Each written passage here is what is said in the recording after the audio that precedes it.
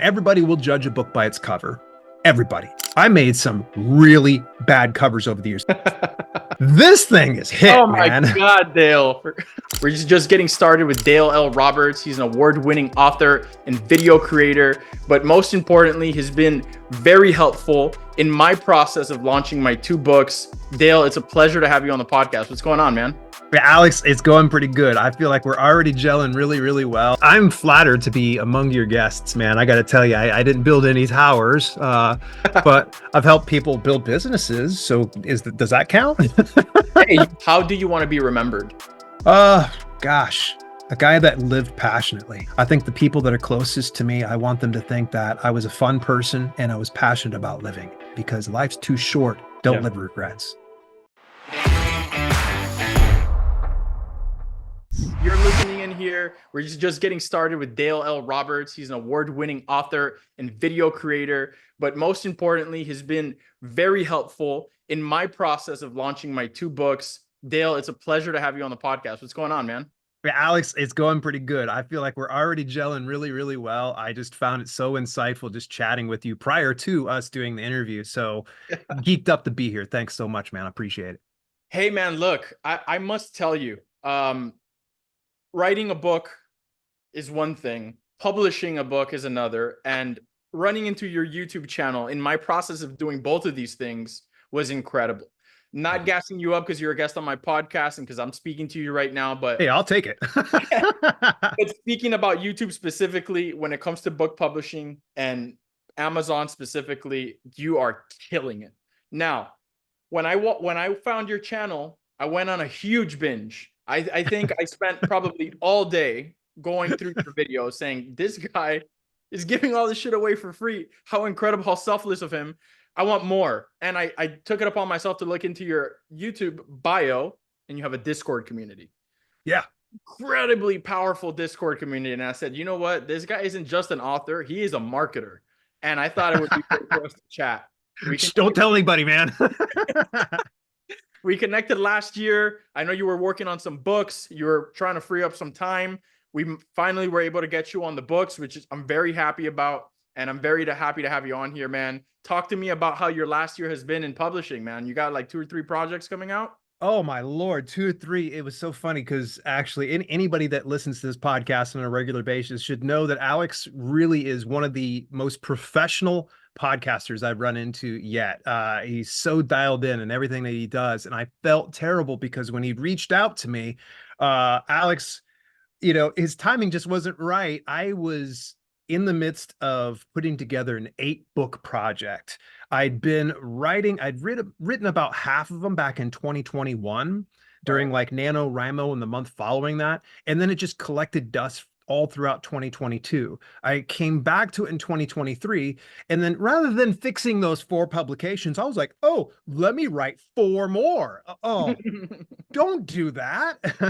So what ended up happening is I ended up getting these 8 publications all together. And as you can imagine, when you're going through the whole process of not just doing the first draft's always easy for me. Like I can just bang those out till the cows come home.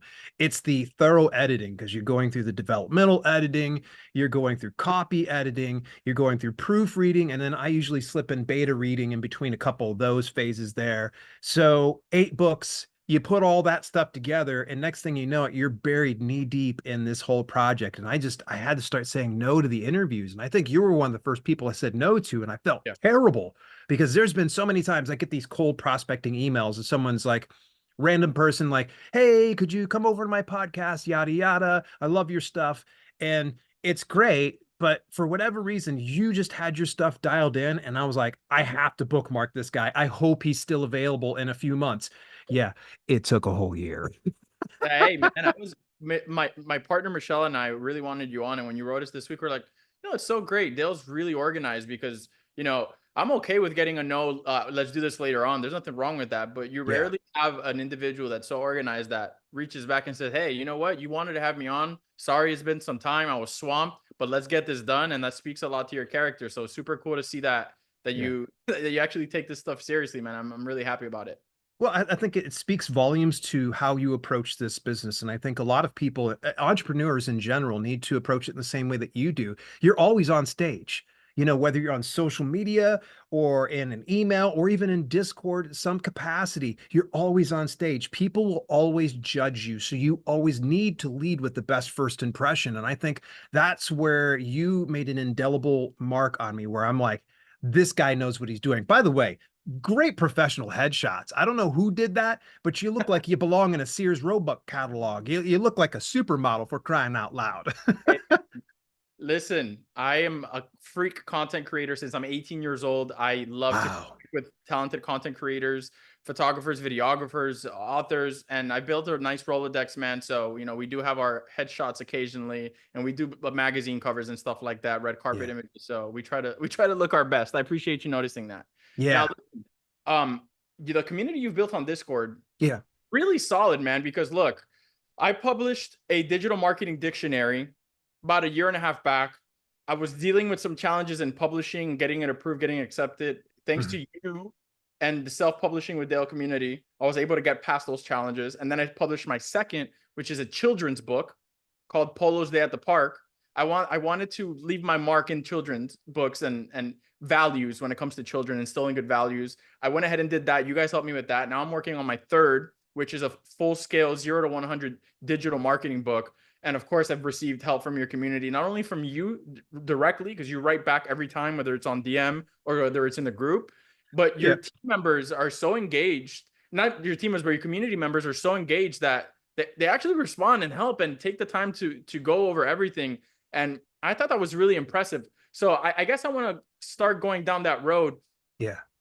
At what point did you realize it was going to be important to I guess expand your YouTube channel and maybe even your podcast self-publishing with Dale into a Discord community? Because it's a whole other beast, putting content out there than actually having a community and keeping them engaged and making it thrive. How has that been? I went into it kicking and screaming. Actually, my brother, who is a big gaming nerd, he was big into Twitch and everything else like that. He had already had his own community for his whole gaming following folks Yeah, over on Twitch. And I just popped in there reluctantly because he wanted to game with some other people. And then I just started kind of kicking around. And eventually he just like, hey, you really should do a whole community. He's like, it's going to be so beneficial. At that time, I was only doing a Facebook group. mm, And oh, I could talk about Facebook group, but the problem that I had as a video content creator was that this is not something that a lot of video creators do, that I focus on obsessively. It's borderline OCD type behavior. Anytime someone comments on a video, I have to respond. mm, I literally get high anxiety if I don't respond to a comment. The only ones I don't respond to are trolling comments or anybody that is, outright being rude. I typically just either delete it or I just ban them. That's just that simple. But I always respond, positive or negative. I will respond to somebody. But the issue is if we start building out that thread of comments, so someone will respond back to me. YouTube's horrible about notifying me when I have a response. Not to mention that I'm literally getting hundreds of comments during the course of a week. So even if, like, say, a third of those end up building a thread on it, I lose track of it and I never want to seem rude. So sometimes whenever those get really long and I stop getting notifications, I'll typically tell the viewer, hey, join me on Discord. I'm there every day, which, by the way, literally I'm there every day. yeah, Sundays, sometimes I take off, but I yeah, pop in there. And you're right. It may seem like it's team members, but I'm a one-man show anymore. I don't even have a content manager or video producer these days. It's just me. And I look at Discord. Yeah, it's a great marketing tool. Fantastic. It gets more viewers onto my content, gets more buyers on my books. But ultimately, I'm kind of selfishly attacking it from a knowledge standpoint because there are so many very knowledgeable people inside our space. And I yeah. never want to give this pretense that, oh, yeah, I know everything and I can't learn a single thing. Good friend of mine, he's the founder of Kobo Writing Life, Mark Leslie Lefebvre. I was talking to him last year via DMs or email or whatever, and I asked him what he's up to. He sent me some pictures or whatnot of him at college. Now, this man's been in the business since the 1990s, for crying out loud. He founded a self-publishing company and now acts as an advisor to Draft the Digital, another large self-publishing company. And he's going to college to get a doctorate in publishing. What? And I said to him, And I knew what the answer was going to be. I said, why are you going to get a Yeah. doctorate in publishing? You could teach this stuff. And he said, I'm always learning. And he's like, and the day I stop learning, and I'm paraphrasing, he's Yeah. like, is the day I should get out of this business. And when Yeah. I saw and I see something like that, it was validating something I've always felt in me. I don't ever want to make people think that I'm the be all end all expert, that I know all the answers. I feel like I'm just in the same position as you are, Alex. I feel like I'm in the same position as that new author. I feel like I'm in the same position as someone like a Mark Leslie Lefebvre. And so Discord is a way for me to learn. I mean, gosh, we've got a 20-year experienced publicist who has his own channel in Discord. We've got April Cox, who is I mean, she's the goat of children's book publishing. She's inside the Discord server, although I need to give her a hard time. She hasn't popped in a while. I got to check in with her about my book. Nice. Yeah, yeah, for sure. There's a whole children's book channel in there. And there are times too when I've been incorrect on something and a member will check me on it. They'll go, actually, you're wrong. Like a while ago, I had one of the members say to me, like, hey, you do know expanded distribution is just US and UK, right? And I was like, no, it isn't. And he's like, dude, he sent me a screenshot. And I was like, I Hmm. reached out to KDP team just to confirm. They're like, yeah, it's just US and UK for expanded distribution. I was like, so you guys are only using part of the distribution that's available through Ingram Content Group? I was like, that doesn't make any sense. And so I had to kind of give it up to this member. If it wasn't for him, I Yeah. would have been going out around stating inaccurate facts. Like sure, they're getting expanded distribution, but they're not getting all of what they could probably get if they were go to directly to the source. So I'm always learning. It's great. And yeah, it is a great marketing tool. Ain't gonna lie. I do get a nice little bump in views anytime I do the at everybody on Discord. Yeah. How about YouTube? At what point did you get into YouTube? How long has your YouTube journey been so far? I started into it. It was just out of necessity. Back in April 2016 was when I started the first channel, Oh, and snap. it was because I landed two interviews. Now the two channels were, and I don't often say this, so I think this is a good exclusive for yours. The one was Dewan Bainey. He used to be very, very in the trenches with self-publishing. He's gone on to do other things. He's out of this business. And another one who actually became a good friend of mine was Jason Brock. And Jason was just fantastic. These two brought me onto their YouTube channels. And so then I started getting a lot of exposure from that. I wasn't this quote unquote self publishing expert. I was just merely this guy who grinded it out for about 2 years. I saw huge success. It started just blowing up. And not to mention, it was in such a competitive niche of fitness. Like Yeah. trying to be heard above all the noise in the fitness space is next to impossible. And so when I broke through, it was a huge thing. So they brought me in there. And so what ended up happening is it invited all these different direct messages, and you've got people, hit me up on social media, you got emails and such. And it would start to, I wouldn't say annoy me, but it was taking me away from what brought me to the dance, which was Right. writing and publishing.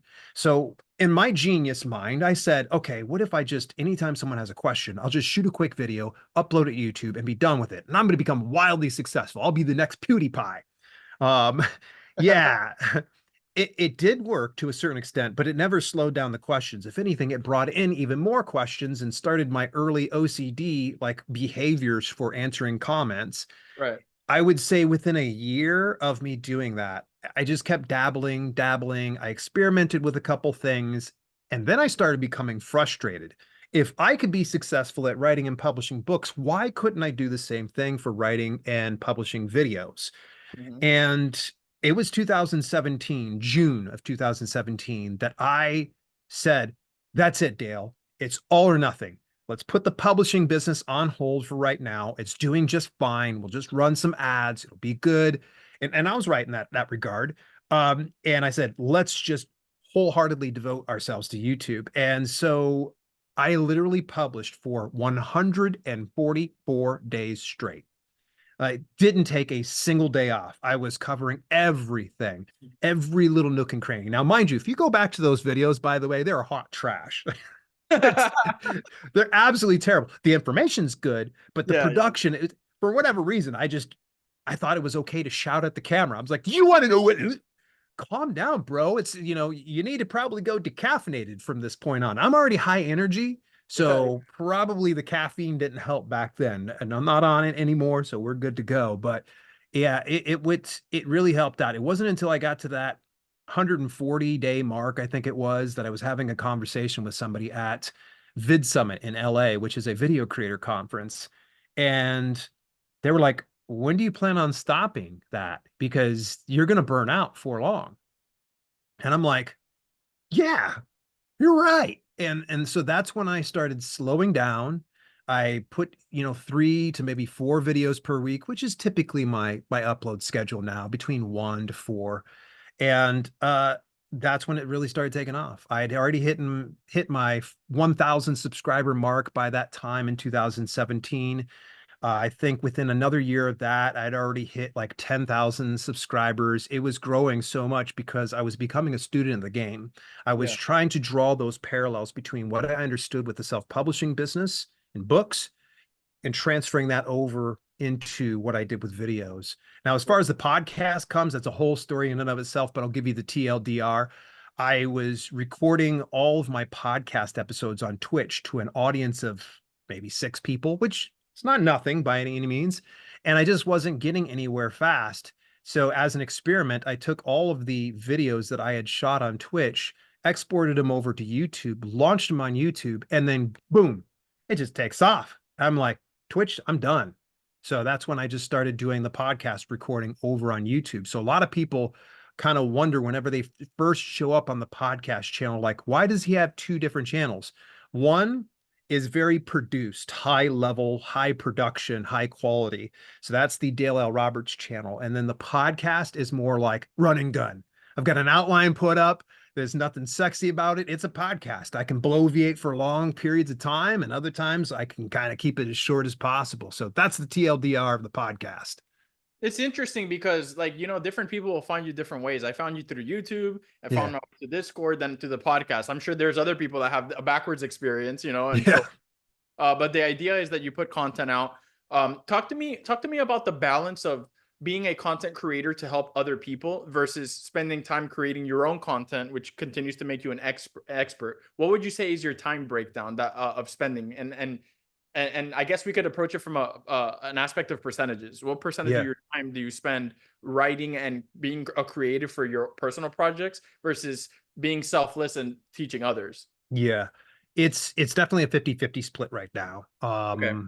I I love both of the processes equally. So that's why I will do that. Unfortunately, when you stockpile a bunch of books, that means that you have to sacrifice other things like doing interviews or virtual summits or, doing coaching. For instance, I have a long list of people that are wanting me to coach them, and I'm like, that's not going to happen because my priority right now is getting out those 8 books. So it's a 50-50 split, but every now and then I have to understand, like, what are my goals? What's the direction I'm going, and what is the highest priority to me? So like right now, my highest priority is getting this 8 book series out, and I'll be launching one a month for the next, well, 8 months technically, but it's 7 months since I've already got one book out. So it's going to be that big focus. And as soon as that gets done, I'm sure I'll already have other goals set in place. For instance, right now, tentatively, I'm going to be tacking on another 4 books at the end of this to round out to a full dozen in the series. And I Yeah, feel like at that point, I can step away from that aspect of writing and for I can sure. finally pivot into fiction writing Mhm. because I love fiction. I've always dreamed about being a fiction writer, and I was able to dabble with it in 2022. I got hooked on it, but I also understood, like, I still have to pay bills. And if Yeah, you are pivoting to something completely different, you have to understand that you're starting, ground zero, square one. It's yeah, all from, and a lot of people, it's so funny. People will see my YouTube videos and go, oh, he's got hundreds of thousands of subscribers across 2 channels. He must be selling a lot of fiction books. No, no, not at all. Actually, I had a whole Vela series. There is such a small fraction of overlap when it comes to things like this. Like, my viewers want to be educated in self-publishing. They don't want to be entertained in my horror stuff. Like, I even had someone call my stuff gore porn at some point or another. I was like, or porn. Yeah, I'm like, it's not that bad, but I was like, I know what you mean though. But either way, though, it's just knowing those priorities and really anchoring them down. I'm a very much goal-oriented person, and it really helps that there's two systems that I use here, Alex. First of all, is my phone. I Mhm. have a digital list that I have that's integrated with my calendar, and it breaks down into daily tasks that I need to do. And those tasks are typically microbytes of a larger goal of some sort. So, for instance, right now I'm in the midst of editing book 6 of the book 8 series, so you can get back over to my editor. So that's going to be on a daily list. Whereas there's going to be smaller micro actions, like, for instance, I might have outreach times 3, and that typically means that I got to go out of my way, spend at least a half hour to 45 minutes, no more than that, in doing some outreach, reaching out to podcasters, websites, in-person appearances, finding some way to do that. So I do it on my iPhone. And I also, here's the funny thing is I have ADHD, so I need to have a couple of processes in place because I found sometimes that I was procrastinating with this. So I go, oh, I didn't get to this task today. I'm just going to bump it to tomorrow. I write that stuff down. Look at But this you're just mess. like me. You're just like me. I do the same thing, phone and notebook. And Asana. Asana. I've yet to use Asana, although I'm hearing so much, not to be confused with Asana, but Asana is another tool I've had some people like mention. But yeah, when I write it down, I do it every night before I go to bed. I shut off the lights to my office and everything else, and I'm stepping out of the office. I open up my to-do list here, and then I write it down in a priority schedule for me. And I make sure that when I'm done with that, I cross it out, and I also go back over into my phone and tap that off. It is such a great dopamine drip for you. You know, when you finish those things, it's like, Yeah. yeah, there we go. And there's parts of me where I'm like, I get a particularly large task done, and I'm like, I'm going to take the rest of the day off. And then I look at that list and I'm like, I can't take the rest of the day off. I got to keep Yeah. pushing through.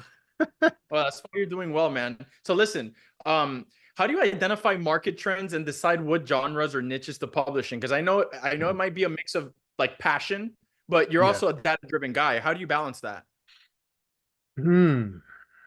I truly think that if you're new into writing, one of the biggest things is market research for sure, is Yeah. making sure that there's a demand there. Because I think there's a lot of people, unfortunately, authors become very romantic about what it is that they write without understanding their audience first. If you don't understand that audience first, you're going to have an uphill battle when you go to publish that book, because if you don't know where they're at, you don't know what they like, you don't know what their expectations are, it's just going to be a crapshoot. And personally, I like to go to the roulette table with a sound strategy that mitigates any type of losses.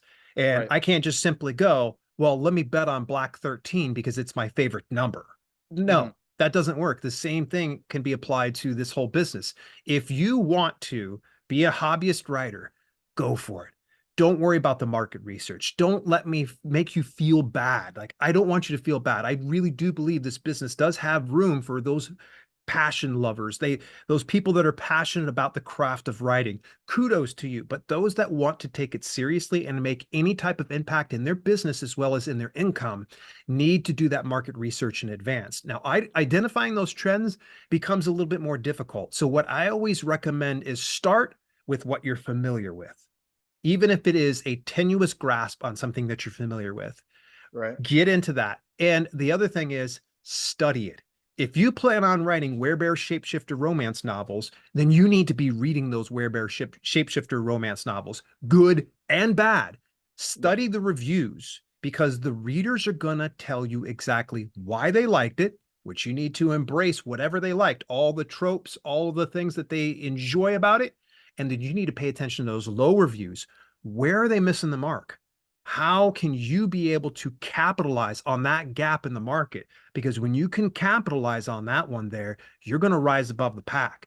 That's the big thing, is pay attention to reviews. They're a game changer. And I'm not just talking about Amazon. Go to Goodreads, go to Kobo, go to Google Play Books, go anywhere that has reviews of your niche that you want to break into. So that way you have a bit of a competitive advantage, because there's other people out there that are just hobbyists. They don't want to do the market research. They only do it for the craft, and they only do it because they want to answer to the muse that's inside them. And again, nothing wrong with that. Yeah, But that's fine. again, yeah, if you want to make an impact in both your life and everybody else's lives, do the market research in advance.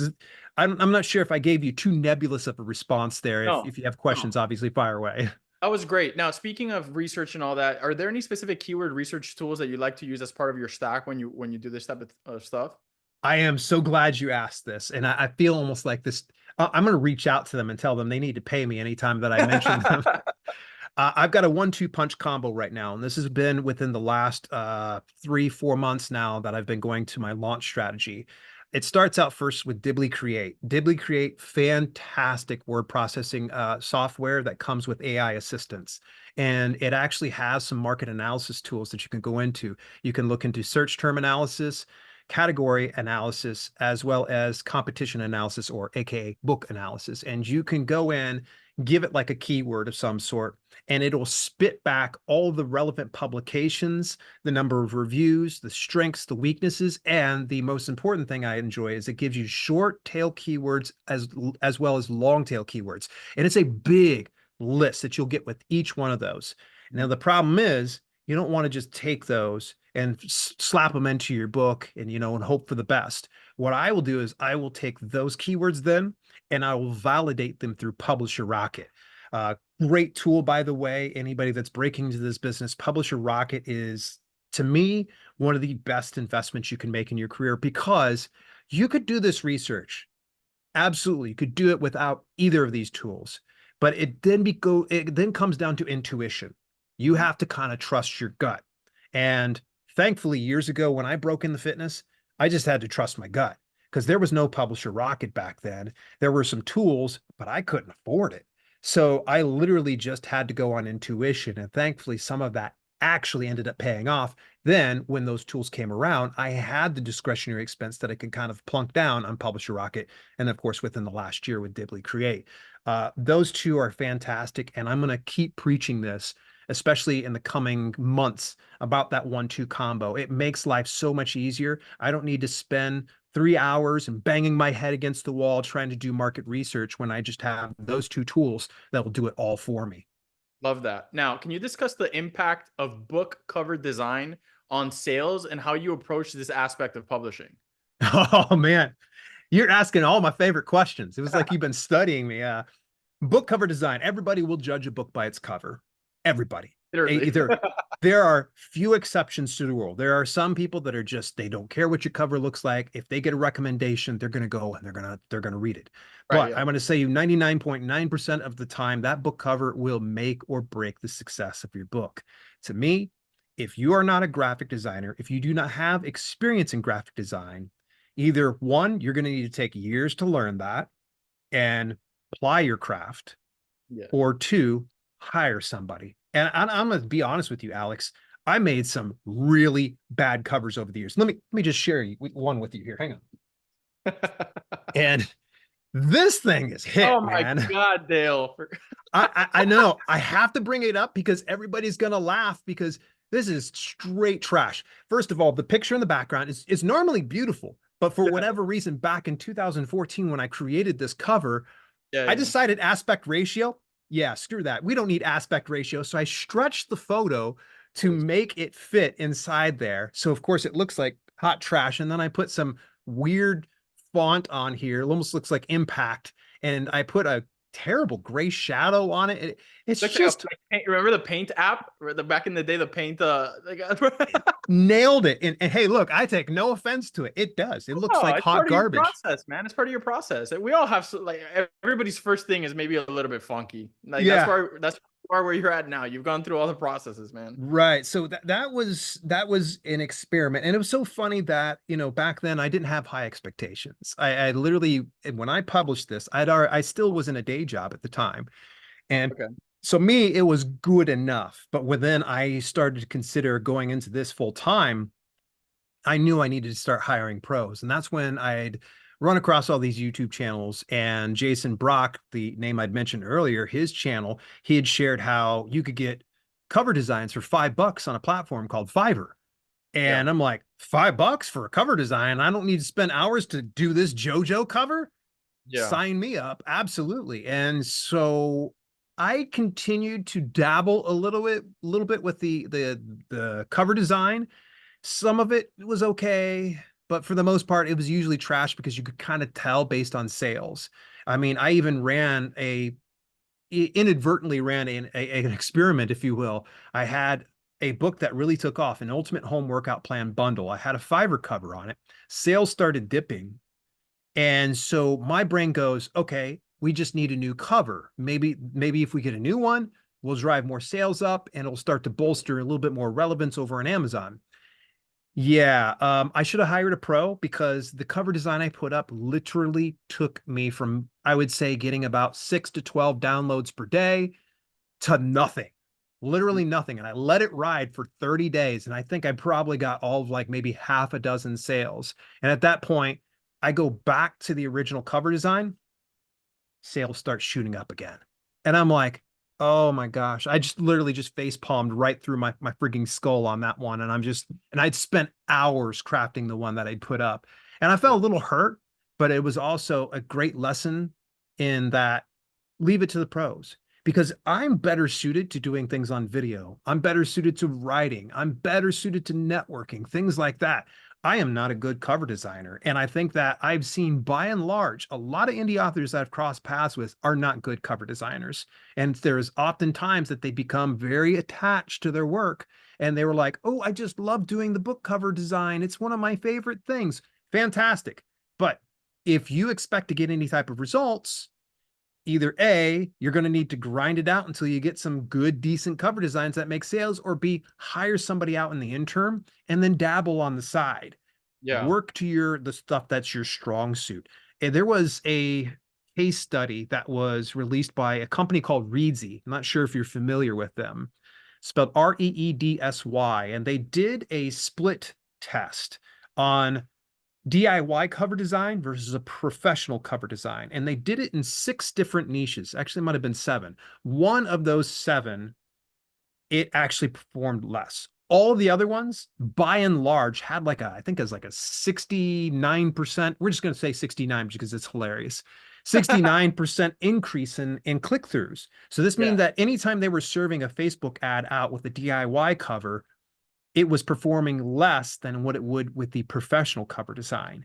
And it's not like they were trying to sell their services. Otherwise, they would have just covered up the fact that it didn't convert well. I think it was on women's literature that Right. they might have missed the mark. And I looked at the cover design and I thought, I could probably see why they kind of missed the mark on that one. But, by and large, you're going to get so much more success if you get a professional cover designer and get someone who works with cover design. Graphic designers aren't made equal. Same thing with writers. Writers all write at different levels in different types of niches. So you want to find somebody who's specific to book cover design, and someone who actually has a good deep portfolio will help allay any type of fears that you have.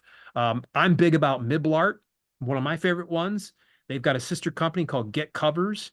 Fiverr's also another one. You can spend anywhere from as low as $5 to as much as $1,000 if you wanted to. It's 100% up to you. The cost doesn't necessarily always equate to the best quality possible.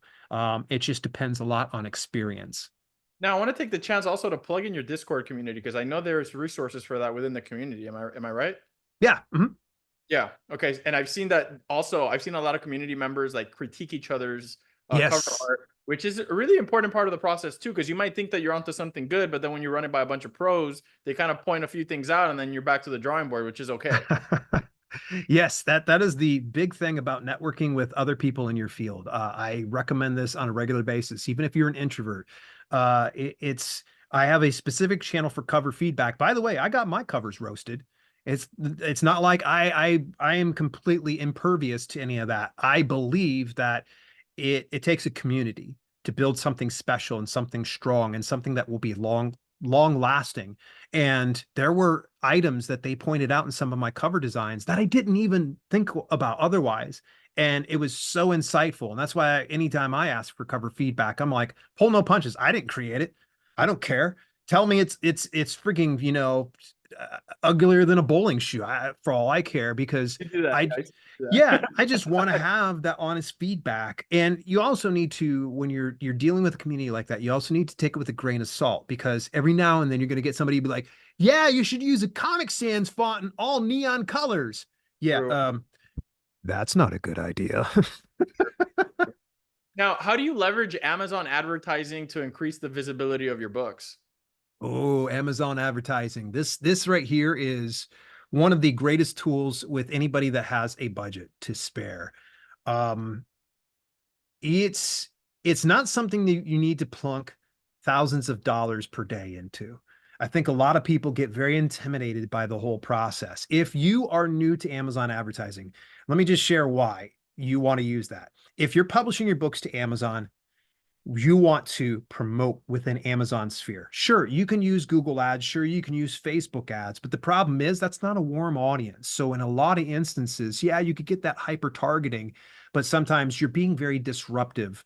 I mean, grandma's probably trying to go over and watch some cat videos or catch up on one of my latest posts over on Facebook. She don't care about this werebear shapeshifter. I don't know why I keep choosing this niche. Yeah. She wants to don't know. Now, will she still click through and take a look at it? Yeah, maybe, but she's not in a buyer's mindset. Correct. On Amazon, they're already in a buyer's mindset. And here's the really cool thing is Amazon has this so dialed in that it is almost organically woven into the fabric of any search traffic or product pages where they place the ads. And you'll know it's an ad because it has the sponsored tag on it. It makes all the difference in the world. But I'll tell you, if you get anybody outside of this business to try to identify ads over in the Amazon platform, you'll be hard pressed to see even half the people identify those things. So that is why you really want to leverage Amazon advertising. Now, if you're overwhelmed and you don't know where to start, I would recommend first thing is if you're on Amazon KDP, you go in your dashboard, hit marketing tab, and then it'll show you the Amazon ads entry point. You'll have to put in your payment information, all that type of stuff before you can fire off your first ad, just as a heads up. If you're not on Amazon KDP and you're publishing elsewhere, you can use Author Central for that. That's free. It's over at author.amazon.com. You can get it set up. You claim your books. And when you claim your books, you can then go ahead to set up an Amazon advertising, same as before. But before you fire off your first campaign, I highly recommend in the top right-hand corner of your Amazon ads dashboard, you'll see a question mark with a circle around it. Click on it. It says training courses on the drop-down menu. Click that. Watch all of it. Go through the entire courses if you can, but more importantly, focus on anything that's Kindle Direct Publishing focused. And it's 100% free. You are getting instructions straight from the horse's mouth. I've learned so much from these courses that to this day, I still share these processes in my videos. So when I share a tactic or I share a strategy, I cite them. I say, they told me this. So that way no one's going, oh, here's this bald guy. He's going to tell me another service that I'm going to have to pay money for. Oh, he's probably getting sponsored. No, I got this information over from Amazon and they're telling me this. And so you're getting literally a loaded gun, if you will. They're showing you how to use that loaded gun in the most proper way so you don't injure yourself. And so that's where Amazon advertising comes in. And the other thing is when you're breaking into it, start low, scale slow. When I mean start low, it means your daily budget needs to be embarrassingly low. Now, I like to keep my budgets right about $10 per day because I see better results from that. Learn that from the Amazon ads course, by the way. Yeah. But if you want to do embarrassingly low, like $1 per day, that's totally fine. You can keep your cost per click embarrassingly low as well. I wouldn't recommend anything below 60 cents, but if you want to try 2 cents, 3 cents, 4 cents, you never know. You can just dabble with it. And as you start to see more success, reinvest those earnings back into your Amazon ads, because what this is going to do is it's going to build relevance because it's serving your book out to an audience. If they click on that, that's sending traffic to your page. Traffic to your page is going to build even more relevance for your product. And you know what else helps out with relevance? Sales. If you sell more books, it's going to build more relevance. Therefore, Amazon has more trust. They're going to place in you and they're going to put your book out more organically to people that would enjoy it and buy that. Because ultimately, at the end of the day, yeah, they want to take your money for Amazon ads. Absolutely. But they also want to take the money from the customer as well. So they want to see these ads converting. And when those ads convert, That makes happy customers. Happy customers bring back more money, and it becomes a whole circle of life. Now, as an aside here, even when you're going very low on your budget, it still helps to a certain extent. It still helps because one, you get to learn the process. Yeah. And for two, if you get a random victory for spending 33 cents in a single day for an ad, I call that a win. And there's been instances where I've proven this, where I've done the dollar per day budget at 25 cents per click. I think I even went as low as like 10 cents. And it was getting sales. It was building. And here's the funny thing is you can even go, if you've got a big backlog of books, and if you study all the books inside your account, according to your Amazon ads dashboard, you may not be selling very much. But if you look at before the campaign inside your catalog to during the campaign, you see a marked improvement, then chances are very likely you might not be converting sales in the ad, but you might be converting in other ways because it might build awareness. So let's just say I have, I don't know, dozens of these fitness books. I advertise one of them. It could probably be how to do push-ups. And someone's like, I already know how to do push-ups, but this book that's about diet and nutrition, I'm all for it. Let me go ahead and buy that up. They're going to buy it maybe 2 weeks from now, or maybe they just use it a completely different account, or they even go to a different platform altogether. There's so many variables that you could put into this.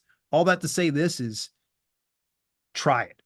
Give it a shot if you've got the money, but always understand that anytime it comes to paid marketing, it's a gamble. It's like going to a casino. You know, you are going to take a gamble and you might lose, you might gain. So that's why I say start low. I ran into a guy one time, and I'm sorry to keep rabbit trailing here on you. There was a guy one time that he had an ad budget of $1,000 per day, and he had it at $1 per click. He blasted through $3,000 over the course of 3 days and finally decided to pause it because he only had 12 sales. 12 sales out of 3,000. And by the way, it wasn't that expensive of a book, so he did not make his money back. Yeah, of course. And I'm sorry to laugh, and I'm sure if this gentleman was watching this right now, he probably will chuckle.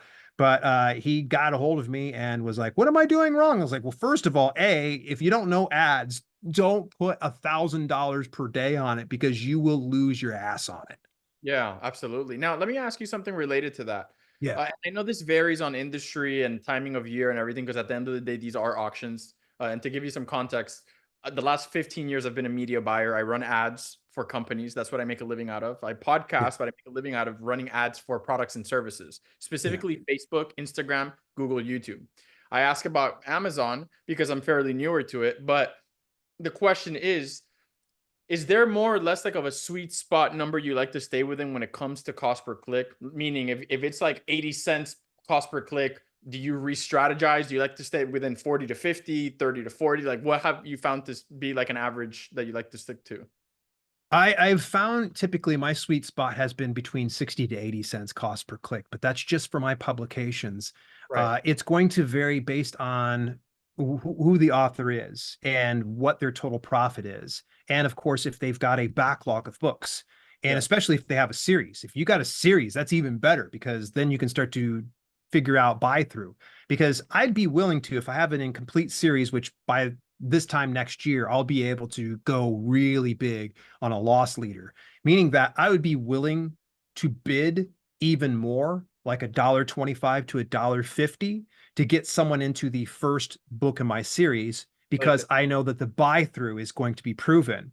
Now, if there's a single book author, I wouldn't recommend that strategy. I wouldn't recommend going real heavy on it. So that's why I say safer end of things, 60 to 80 cents. But there are some niches out there that aren't super competitive still that you can do a very low bid of like 25 cents to 30 cents. Heck, I've even heard some people doing it between 10 and 15 cents. It all comes down to experimentation, but by and large, typically I see the greatest conversion on my ads when it's between 60 to 80 cents. Have I done more than that?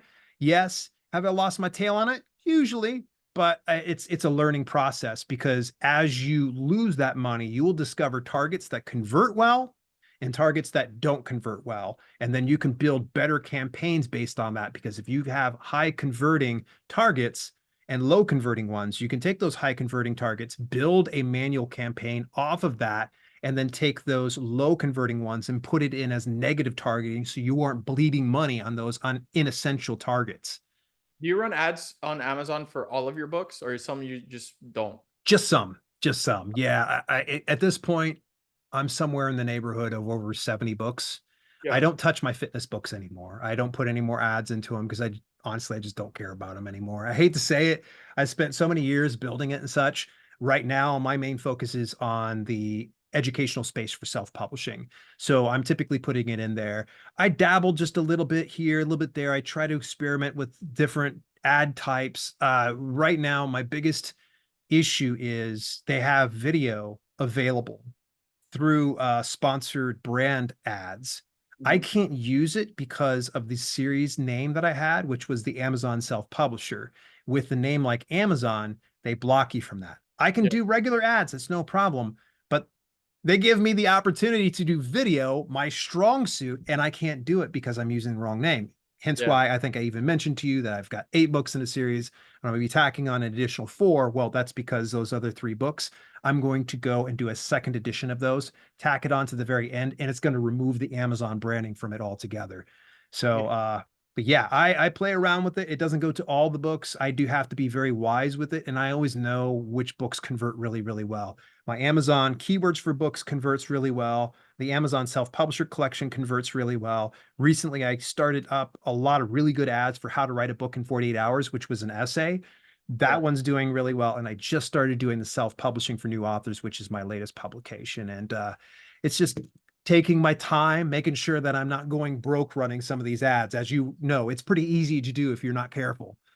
Yeah, of course. Now, have you found success with Facebook ads in some of your books, or do you like to stick to Amazon? Because obviously, like you said, when they're on Facebook, they're not in a buyer's mindset. The cost per Yeah. click might even cost more money. Are you even paying attention to Facebook, Instagram ads right now? I haven't touched Facebook at all, and that's only because I know that that's more that I need to learn. And I feel like I'm pretty strong in Amazon ads and understanding that, but Yeah. I feel like I still have a lot more to learn.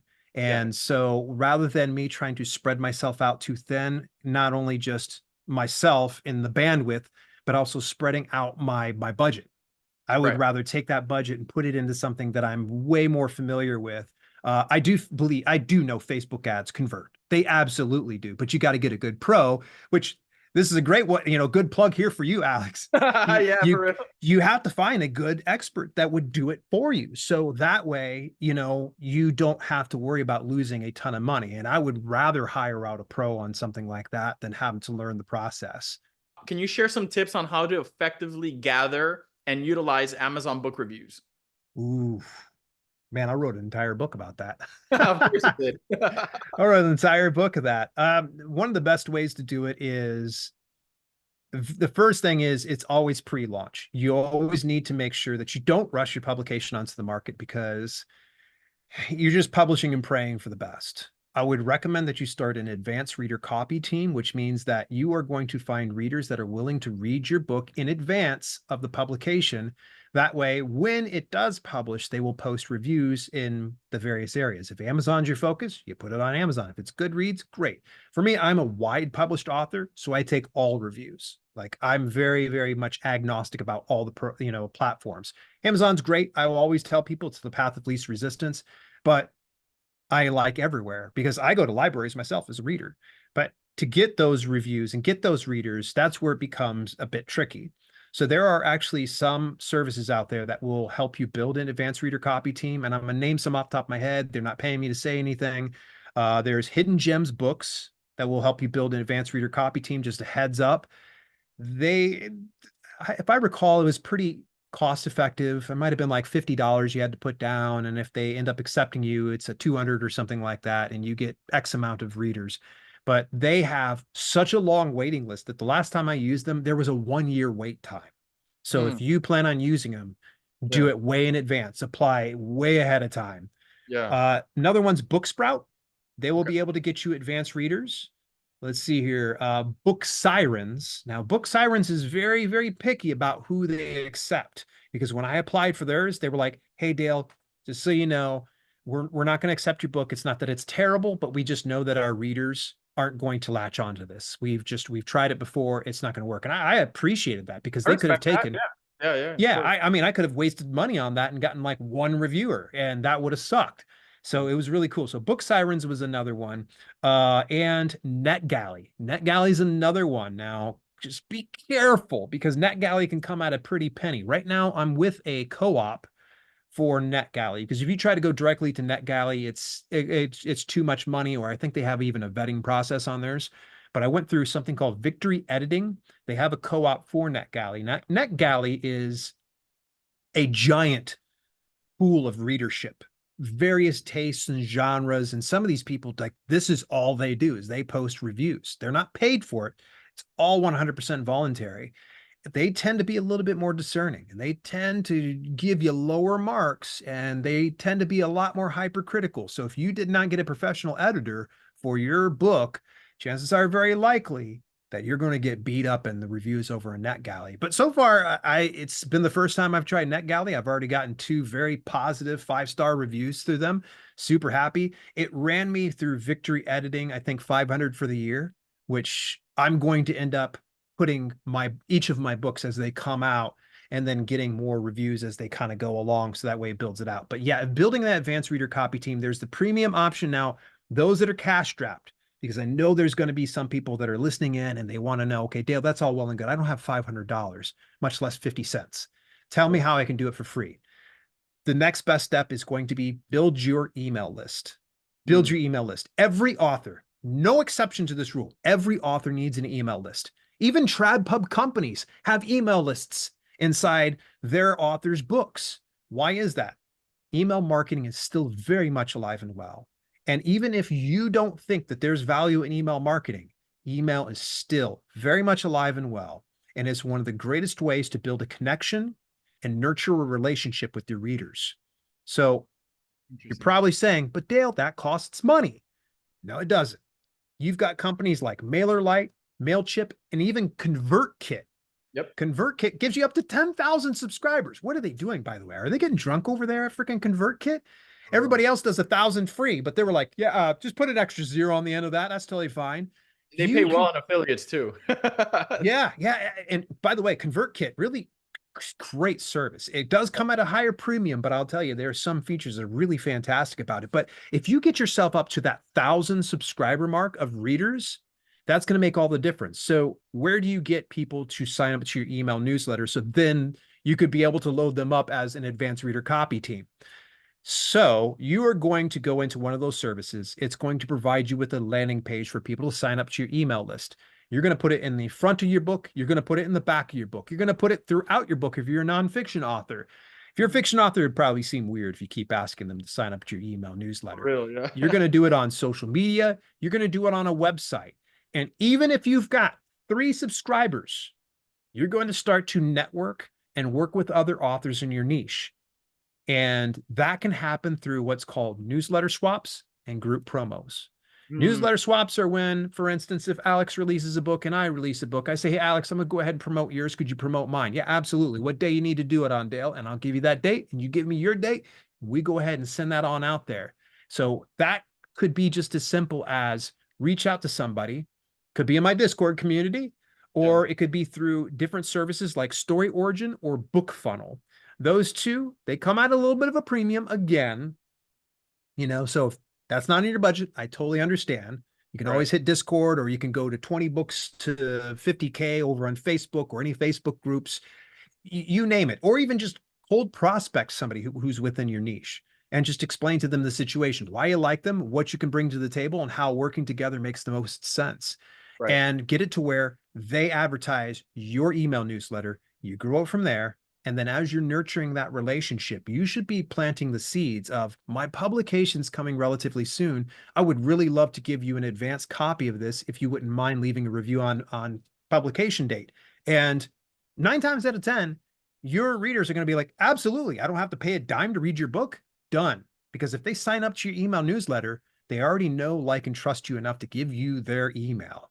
So that's where you're going to do it. Now, I could go on for hours about getting reviews, but I think that that's the best overhead view of how you want to go about it. Whatever you do, Do not pay for reviews to be posted on Amazon. I always have to have that disclaimer. Don't pay for reviews being posted on Amazon because it is against their terms of service. Of course. So, and besides, you don't want fake reviews. That's just Right. yucky. And listen, y'all, and any of these topics that we're diving into that you felt like maybe you wanted a little bit more information, please know that Dale has an incredible community. So go ahead and dive into his YouTube channel or even the Discord, and you'll be able to find a lot of more resources. Now, I wanted to shift over to the editor part because that is important. Yeah. I wanted to talk about pricing, and I know it might be subjective, right? But Yeah. I guess maybe it's depending on word count, on page count. Mhm. What is an average? I don't know. Does it get charged per every 100 pages, 50 pages? How is billing for that? How does that work from your experience? Pricing your book is No, definitely going to come. the editor, like how much your Oh, editor, pricing for the editor. Okay, yeah, how excuse much the me. editor will charge you to go through the book and make sure it's top notch. You're looking at, I mean, you want to make sure that you're getting an editor for at least three of your editing processes. And that would be developmental editing, which Mhm, is just looking at the structure, making sure everything's sound, nothing's out of order, nothing's missing. mhm, Then you need a copy editor, which means that they're going to go in line by line, making sure it's all clean. They're not just proofing, they're making sure everything makes sense in the order that it's placed in and that it reads well. If you've got a long sentence, they tell you you can shorten it like this. And then last but not least would be proofreaders, which you don't need to get pay for proofreaders because in a lot of instances, you might even have some readers that would be willing to go and beta read it and pick right. out all those issues. In fact, there's a little bit of a hack on if you want to save some money. I lean on beta readers and they tear my publications apart and it's fantastic. And I don't have to pay them a dime and they're happy to do it for me. But Cool. if you're looking at a good editor, and I'm sorry, I don't remember the rates off the top of my head, you're looking at bare minimum bargain basement editor is going to be about 1 cent per word to as much as 10 cents per word. And if you get somebody who's super experienced, probably even more than that. There are Okay. some editors that will charge per project, Mhm, which I had a good friend of mine a number of years ago. He had shared with me that in order to really do a full project, he anticipated it was going to take anywhere from 6 to 12 months to work with me. And it was going to be about $10,000 right. placing that down. I was like, yeah, that might be a bit much. And then there are also some that will actually charge by the hour. A good friend of mine and former content manager for my channel, Ava Fails, she charged by the hour and she gave some of the best rates by the hour. And she would send back a really great manuscript that was red marks from top to bottom, but it also helped me identify some of the problems that I had. Okay. I generally speaking love to stick with editors that can charge by the word because then I can kind of predict how much I need to spend and how much I want to write in the long term. Because if I'm looking at doing, let's say, 100,000 epic length novel, 100,000 word epic length novel, that's going to be a pretty penny. So I Yeah. need to sit there and think about work my way backwards. How much is that going to cost me? Okay, what do I need to do to afford that? Who is currently available on the schedule I need them to be available on because that there's so many variables. But Okay. you're looking at about 1 to 10 cents per word. I was getting ready to cost per click. We were on ads before. And vet them. Word of mouth is great. You can do some online searches if you wanted to. It's a little bit of a crapshoot, but I always just recommend if you can find somebody in your niche, ask them who their editor is, especially if they're a solid writer, and Yeah. then run with that. Okay, cool. Now, how can we avoid KDP account termination? Because I know you talked a little bit about that in one of your recent podcast episodes, and I know that's something that's important out there. Let's dive into that a bit. Oh, read the terms and conditions. It sucks, but everybody signs up for an Amazon KDP account. If before you even are allowed inside that dashboard, they have you agree to those terms and conditions. And you need to go through and read it. Now, here's a funny little hack, and you're going to crack up when I tell you this because it's actually a video I'm currently an idea I'm working with, and I have a potential sponsor that might work with me on it. I took the terms and conditions, and some of them you'll completely understand them. Like it's like, okay, that makes sense. But every now and then they have some portions of the terms and conditions.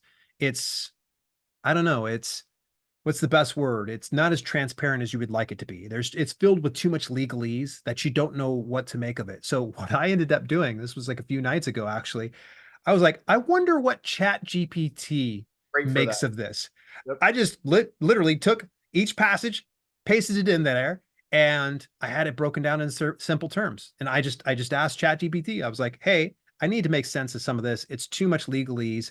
Write it for me so that way a fourth grader could understand it. Of course. And I'll be darned, it came back. Now, is it accurate? I don't know. I believe all artificial intelligence still requires human intervention, but it did give me a better idea of what each one of those paragraphs meant, especially when it was just so what's the best way to put it? It was clear as mud. Like sometimes like, what do they mean here? Like, what? Like, don't give me the fancy terms. And I feel like if they can be a lot more transparent and understand that their terms and conditions read well for a lawyer, but it doesn't read well for their account holders, then there will probably less infractions happening. And I think that's really what happens a lot of time because few people ever set out to do bad things on KDP's platform. Not everybody's like, hey, I'm going to go plagiarize this book, or Yeah, of I, course. I'm going to go ahead and take this online article and just posted it as a book, even though it's not mine. Like, no, not few people. Few people ever do that.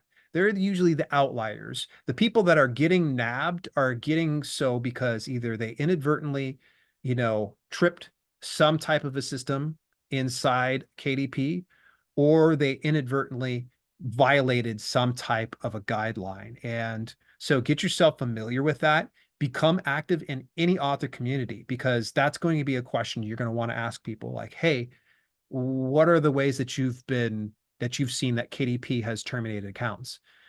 Up till about a couple of years ago, I wasn't aware, but they were actually terminating accounts because people were choosing the wrong categories.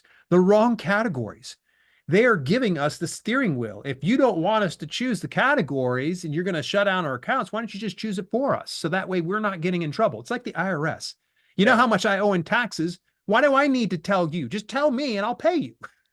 for real. And you know what? I like that we're talking about the compliance part of KDP because in my process in publishing one of my books, I almost broke terms of service on some.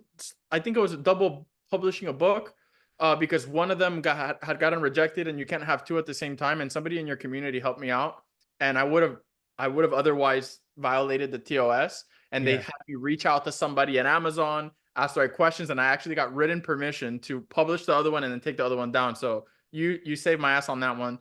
Now, quick transition, a quick breakdown. Can you give me a quick breakdown on story origin and how it's good for book marketing?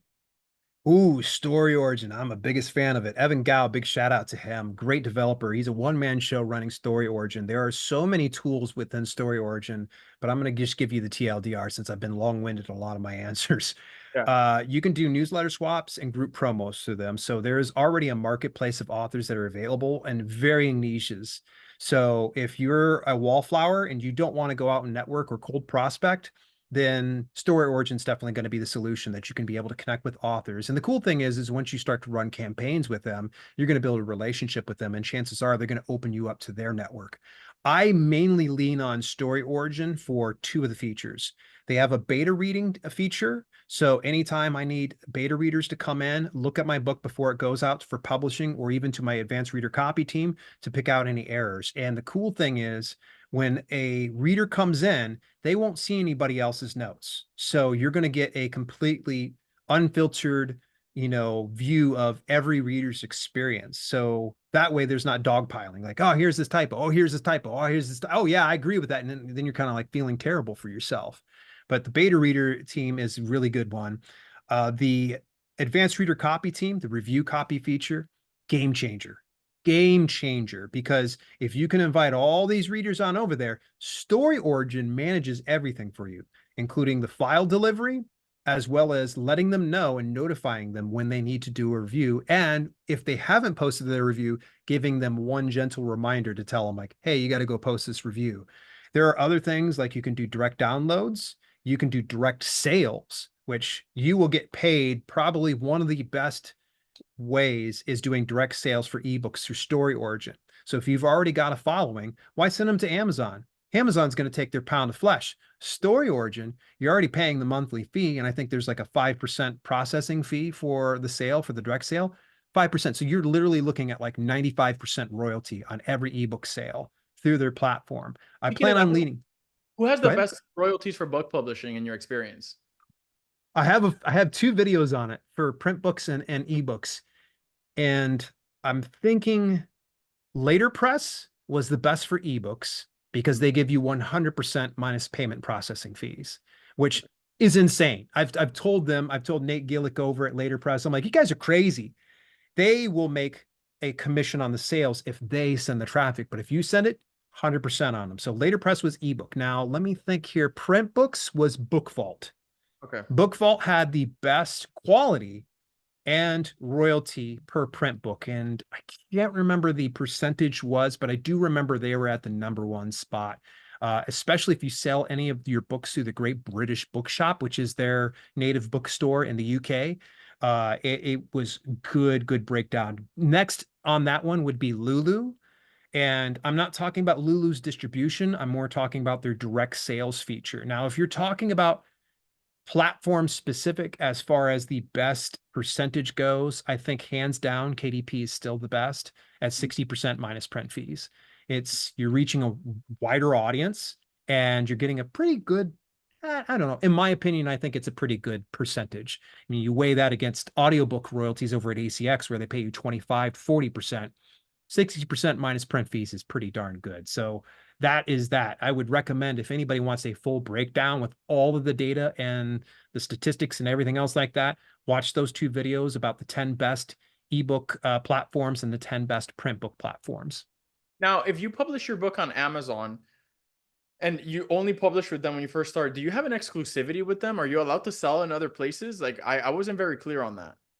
Yes, you can. I think this is the biggest misconception, and you're not the only one that says. This is why I always just try to share this. It seems like I'm a broken record. Some people are like, "Oh my gosh, Dale said this already." It's because I'm speaking to a wider audience that isn't aware of this. And so, for instance, you thought, "Well, I'm going to publish through KDP, but I have to stay exclusive." You're kind of right. Okay, so if you publish your print book through KDP, there's no exclusivity agreement. You can still publish that wherever you want. Now, the ebooks is where it becomes a little bit gray, depending on what you're going to choose for your distribution. They have what's called the KDP Select program, which puts your book into a lending program. By being part of that KDP Select program, you are agreeing to 90 days of exclusivity, and it's a rolling 90 days. So it means it auto renews every 90 days unless you opt out of it. And when you agree to that, you can't put the ebook anywhere else. Now, Ebook. if you, yeah, but the print books unaffected, audiobooks unaffected. That exclusivity agreement is just for that one enrolled ebook only. If you try to test them and try to publish it somewhere else while you're still in the KDP Select program. Let's say I take that ebook and I go over to Apple Books or I go to Barnes & Noble Press and I try to publish that ebook. It might get out there and you might be able to make some sales, but Amazon's got these little crawlers that go across Yeah, the the pods. yep, and they go and they find iterations of folks that violate this. In fact, Derek Murphy, great YouTuber, love him. He's like a mad scientist. I love his videos. He'd shared a number of years ago how he was wide published on an ebook. He brought it all back in and said, okay, I'm going to go ahead and go back into KDP Select. Problem was, he missed one small distributor or one small retailer that it was available through, and Amazon caught him and they suspended his account. And he's just like, he's freaking out because he's built a whole business on this. And he's like, oh my gosh. Well, finally, they gave him a slap on the wrist and it's like, don't do that again. You know, this is going back to draft. You know better. One of those type of situations. So to answer that, that's such a long-winded thing. The TLDR is you are not in an exclusivity agreement with KDP when you publish through them unless you enroll that single ebook into the KDP Select program. And in that event, it still does not affect the print version or the audiobook version because distribution rights vary based on the iteration that you're putting out. So print is different than ebook, ebook is different than audiobook, and all that round robin. And Dale, lastly, how do you want to be remembered?